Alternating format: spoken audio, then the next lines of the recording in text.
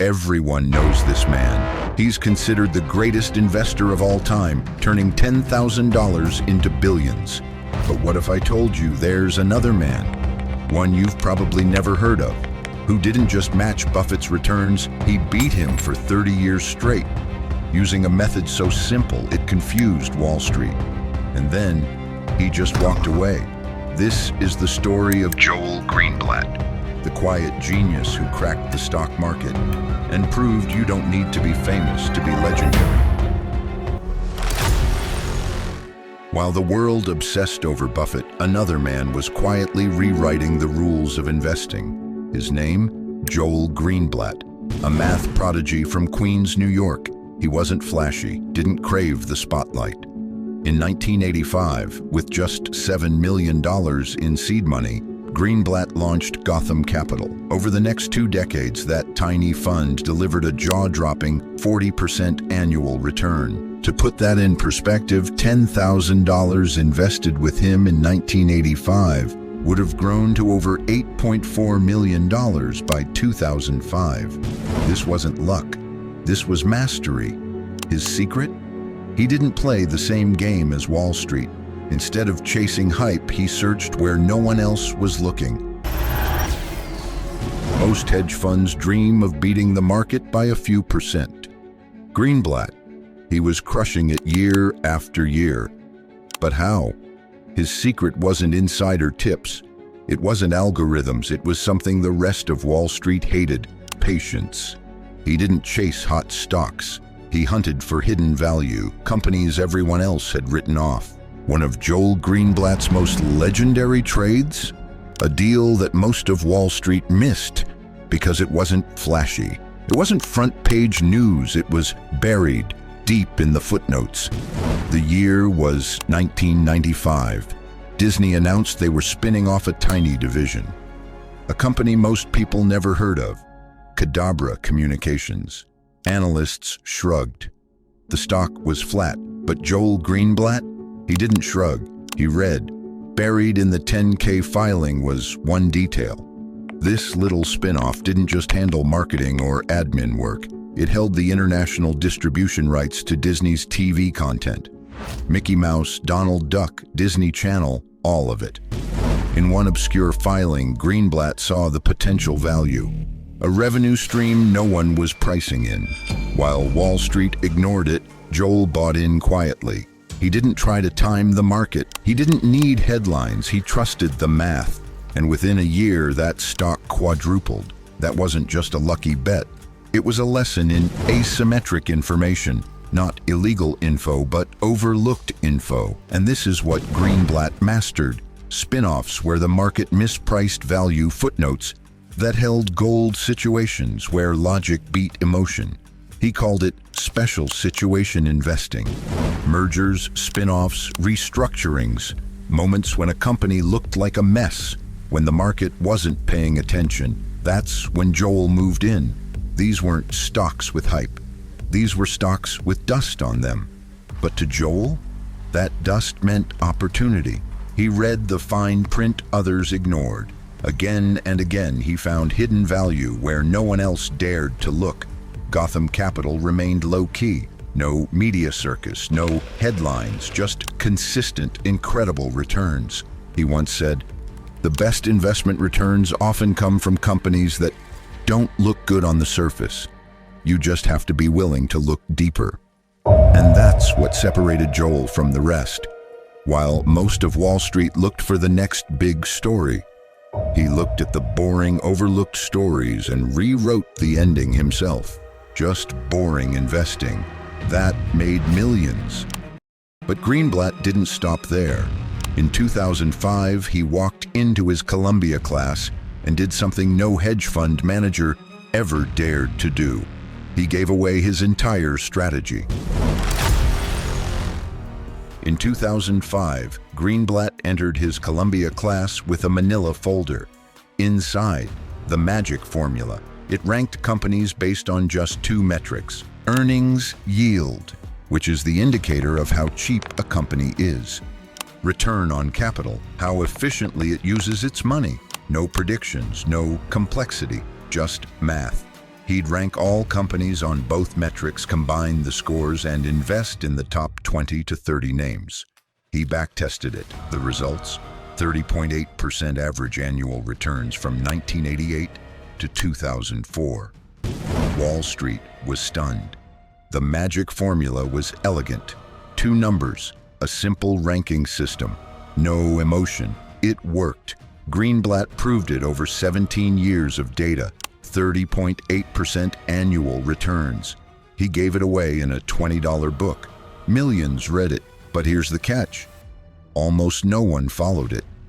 Why? Because investors aren't robots. They're emotional. The formula told them to buy a stock that had dropped 40% in the last 6 months. The data said buy, but their gut said, are you insane? Or they held a stock that was stagnant for 12 months while the market rallied. They bailed early, just before it took off. This is what Greenblatt understood better than almost anyone. Simple doesn't mean easy. The hard part of investing isn't finding a good strategy. It's sticking to it when it feels wrong. Greenblatt once ran a real-world test. He built a website called magicformulainvesting.com. Users could track the top-ranked stocks based on his formula. But when researchers followed the data, they found a pattern. The average investor underperformed the strategy they were following. Why? Because they didn't follow it long enough. They quit at the first sign of pain. Greenblatt likened it to dieting. Everyone knows how to lose weight. Eat less. Move more. But few people stick with it. Investing is the same. The market doesn't reward brilliance. It rewards discipline. The magic formula worked, but only if you had the one thing that most people lack: emotional endurance. Greenblatt didn't just create a strategy. He exposed the truth about human nature, that we are the biggest threat to our own wealth. And sometimes the best formula in the world still loses to fear. After releasing the book, Joel could have gone full celebrity. TV shows, billionaire talk circuits, investment guru empire, but he didn't. He stayed in the classroom and quietly got back to work. In 2009, he launched Gotham Asset Management with Rob Goldstein. This wasn't a secretive hedge fund anymore. It was big. Over $20 billion under management, still using the same principles he taught in that little book. Still rational, still patient, still Joel. No viral clips, no crypto hype, no flashy lifestyle. Just a man who proved his point and then walked away from the spotlight. Because to him, winning wasn't about fame. It was about consistency. Joel Greenblatt didn't just beat the market, he taught others how to beat it too. At Columbia Business School, Greenblatt's classes weren't just theory. They were a masterclass in real-world investing. While most professors taught outdated textbooks, Joel brought in real case studies, actual trades, actual strategies, actual portfolio building. For years, students sat just feet away from one of the most successful hedge fund managers in history, who willingly handed them the blueprint. And those students, they carried his ideas into hedge funds, asset management firms, and fintech platforms all over the world. Some of his students became quant investors. Some built portfolios based on spin-offs and distressed assets. Others launched firms that quietly applied the same logic Joel used, just wrapped in new tech. The magic formula, once scribbled on a chalkboard, now powers millions in assets under management, tucked into ETFs and mutual funds. His influence didn't end in classrooms either. In his book, The Little Book That Beats the Market, became a staple recommendation for anyone learning how markets really work. Even billionaire investors like Howard Marks and Michael Burry have referenced Greenblatt's thinking as influential. What made Joel's legacy different wasn't the formula. It was the fact that he shared it. He could have kept his methods hidden. Instead, he democratized them. He made sure anyone, from a college student to a working-class saver, could understand the mechanics of great investing. He leveled the playing field, one classroom at a time. No spotlight, no ego, just wisdom passed forward. Because Joel Greenblatt didn't just want to win, he wanted others to win too. Joel Greenblatt didn't scream his success. He whispered it through results, through action, through one simple book. He showed that investing isn't about being flashy. It's about being rational when others panic and patient when others chase hype. His magic formula wasn't really magic. It was just discipline wearing a disguise. And maybe that's the real takeaway. You can build a fortune. You can beat the market. You can do extraordinary things without ever being the loudest in the room. In the world of finance, certain names dominate the headlines. Warren Buffett, the Oracle of Omaha; Ray Dalio, the macro king with billions under management; Michael Burry, the eccentric genius who shorted the housing market. But Joel Greenblatt, you could argue, he was better than all of them. Not because he made more money, not because he predicted global events, but because he mastered one thing most investors never do: consistency. Buffett preaches value, but he often buys giant, slow-moving companies. Dalio builds complex macro models that require teams of analysts and decades of data.